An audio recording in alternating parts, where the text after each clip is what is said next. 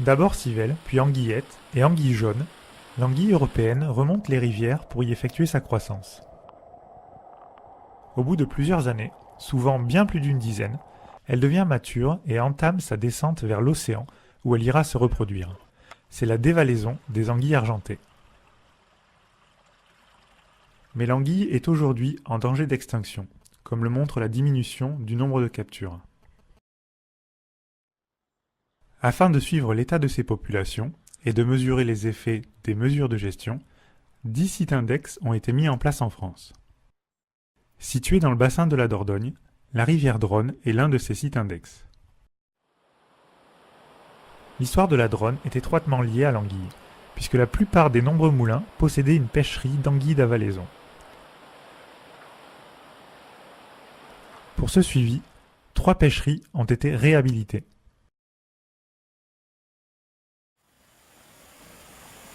Nous sommes en Gironde, sur la partie basse de la Dronne, au niveau de Montfourat. Ce seuil guide une partie du débit, et donc une partie des anguilles, vers une usine hydroélectrique.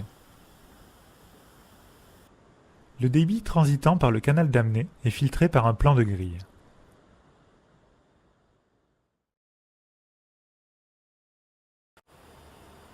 Ce débit dérivé actionne ensuite une turbine hydroélectrique.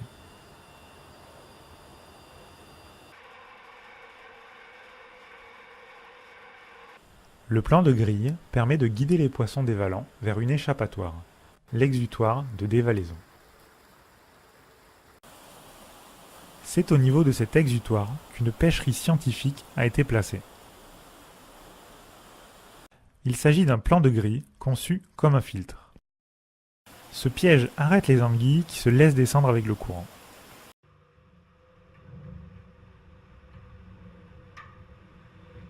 Lorsque le piège est mis en eau, les poissons qui dévalent sont recueillis par 2 goulottes. Ils sont alors dirigés vers un vivier.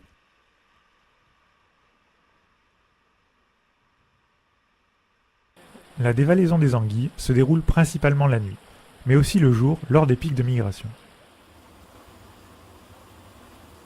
Les relèves de la pêcherie se font à intervalles réguliers.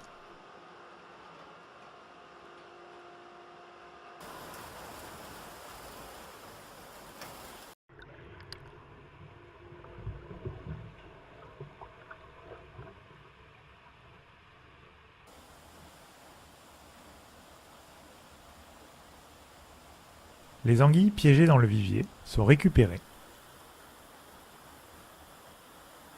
Les autres espèces, comme ce cendre, sont comptabilisées et relâchées.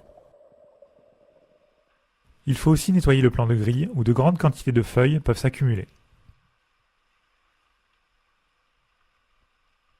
Afin de les manipuler, les anguilles sont placées dans un bain anesthésiant.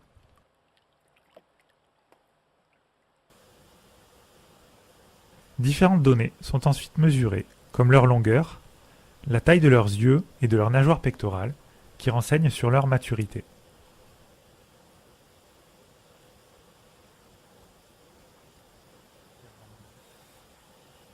Leur hauteur et largeur de tête aident au dimensionnement des grilles des usines hydroélectriques.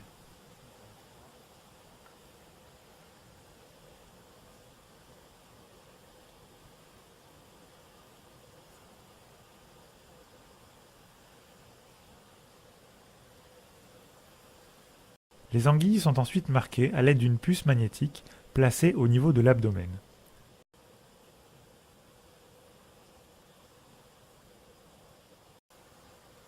Un point de colle chirurgical vient finir le marquage. Ces anguilles sont ensuite relâchées quelques kilomètres en amont de leur lieu de capture. Les recaptures fournissent des précieuses données sur le comportement de dévalaison et sur l'efficacité de la pêcherie. Un système de détection des marques magnétiques permet de savoir si les anguilles reprennent le même passage, même si la pêcherie n'est pas en service.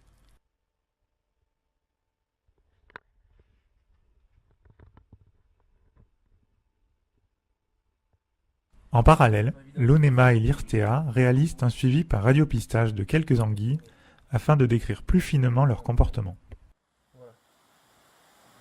Le même protocole est appliqué sur 2 autres pêcheries situées plus en amont. Comme ici en Charente, au niveau du moulin de Poltrot.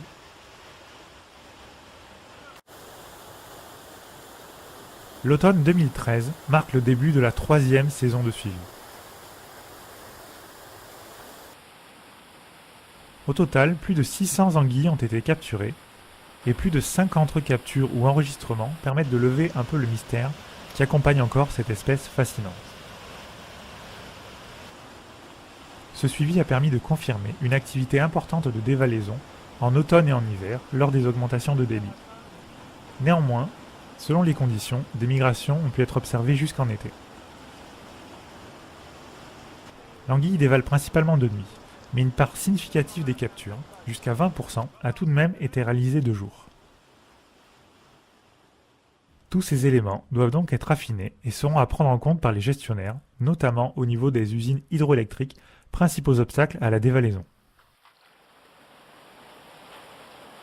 Situé en Dordogne, le moulin de Renamont constitue le point de suivi le plus en amont. D'ici, les anguilles ont encore un long chemin à parcourir avant de rejoindre l'océan.